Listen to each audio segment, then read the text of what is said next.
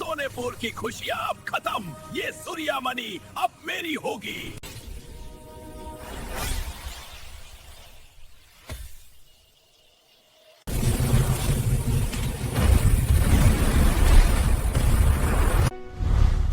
कौन है जो मेरी नींद खराब करने आया है?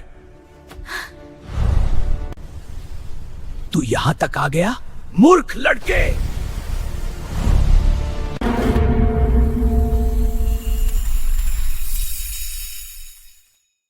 बहुत समय पहले की बात है। सोनपुर नाम का एक गांव था। वहां की हर चीज में जादू था, क्योंकि गांव के बीच में रखी थी सूर्यमणि।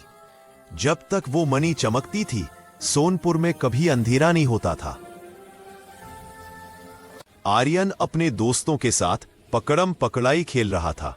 वो गलती से दादी माँ के घर के पास गिर जाता है। वह दादी से बोलता है, आज तो मैं सबसे तेज भगा।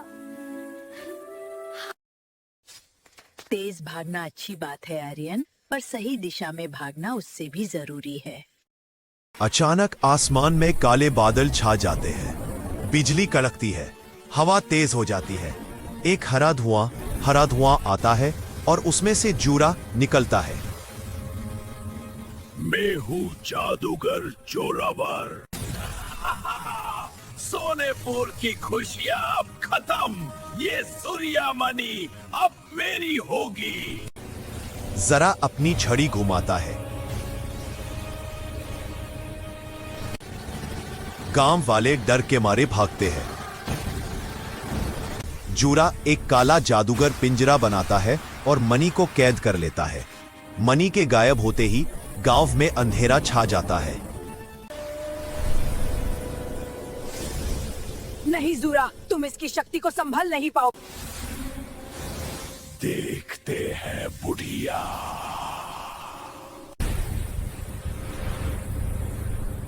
जूरा मणि लेकर उड़ जाता है अपने काले पहाड़ की तरफ। मणि के गायब होते ही गांव में अंधेरा छा जाता है। सब लोग रोते हैं। आर्यन, सिर्फ तुम ही हो जो वहां जा सकते हो। क्योंकि तुम्हारा दिल साफ है, काला जादू तुम पर असर नहीं करेगा। दादी माँ आर्यन को एक पुरानी लकड़ी की तलवार देती है। ये कोई आम लकड़ी नहीं है। वक्त आने पर ये अपनी ताकत दिखाएगी। आर्यन गांव से निकलकर घने जंगल में जाता है। वहां डरावनी आवाजें आ रही हैं। अचानक पेड़ के ऊपर से कुछ गिरता है। एक छोटा सा नीला गिलहरी गिरता है। बचाओ, मेरी पूंछ अटक गई। आर्यन उसे बचाता है। आगे रुको, मैं मदद करता हूँ।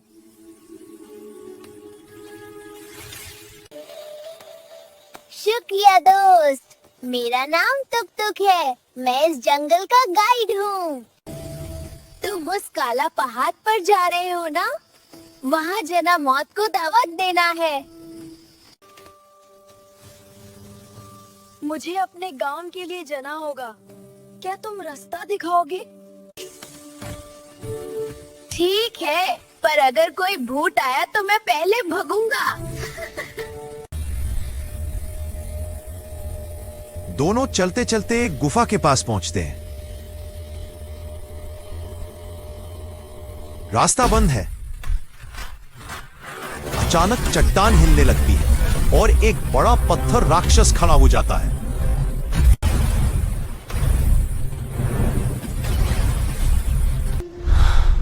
कौन है जो मेरी नींद खराब करने आया है? आर्यन डरते हुए पर हिम्मत दिखाकर, हमें आगे जाना है, जूरा को रोकने के लिए।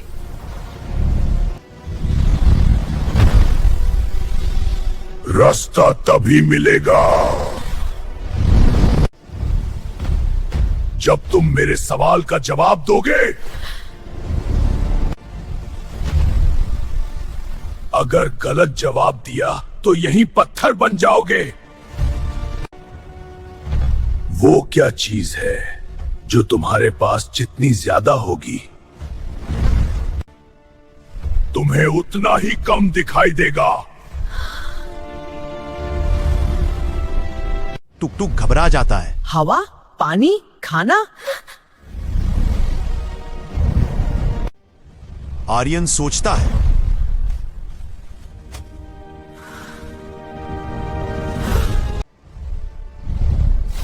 अंधेरा। क्योंकि जितना ज्यादा अंधेरा होता है हमें उतना कम दिखाई देता है। हाँ, सही तो कह रहा है। पत्थर राक्षस मुस्कुराता सही है। जवाब छोटे बहादुर। राक्षस हट जाता है और रास्ता खुल जाता है।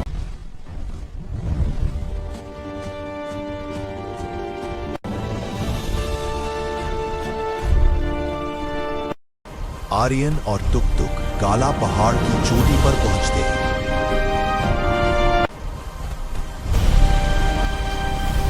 वहां जूरा सूर्य मणि से काली शक्ति निकाल रहा है।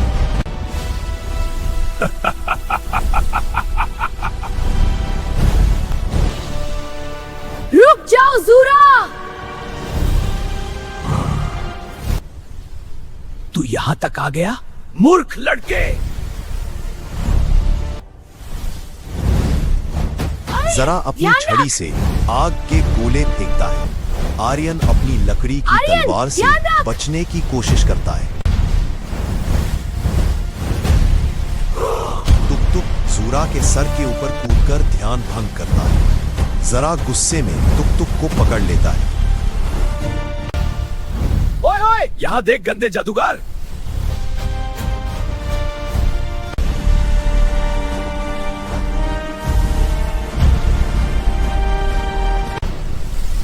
अब तुम दोनों का खेल खत्म।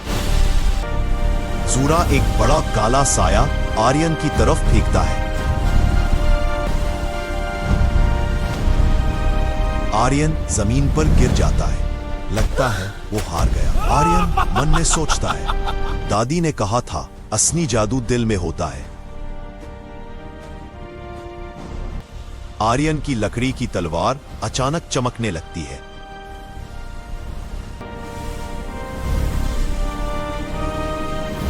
वो लकड़ी नहीं बल्कि सोनेपुर का पवित्र पेड़ की तेनही थी। उसमें से तेज रोशनी निकलती है जो सोनेपुर की अंधेरे को रोशनी काट कभी देती नहीं है। बुझेगी।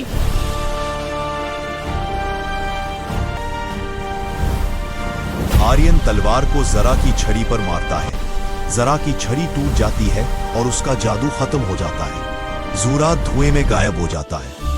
आर्यन सूर्यमणि को वापस लेकर गांव आता है। जब एक दिल साफ हो तो उसकी रोशनी पूरी दुनिया को फिर से जीवन दे सकती है। जैसे ही वो मणि को जब उसकी सूर्यमणि जगह रखता अपनी है, जगह लौट आती पूरा है। गांव फिर से चमक उठाता है। मुरझाए हुए फूल खिल जाते हैं।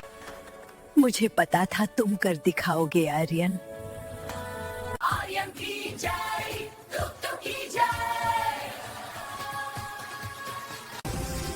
हाँ, मैंने भी थोड़ी मदद की थी। आर्यन, दादी माँ और तुक तुक हंसते हुए आसमान की तरफ देखते हैं।